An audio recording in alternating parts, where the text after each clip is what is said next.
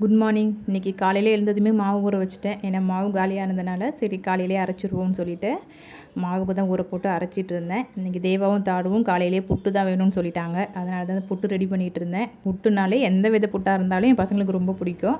இன்றைக்கி கோதுமை புட்டு தான் ரெடி பண்ணலான்னு சொல்லிட்டு ரெடி பண்ணிகிட்டு இருந்தேன். இது ரொம்ப சிம்பிளாக இருக்கும், ரொம்ப சாஃப்டாகவும் இருக்கும். 2 கப்பு கோதுமை மாவை கடாயில் சிம்மிலே வச்சு நல்லா வறுத்து எடுத்துக்கணும்.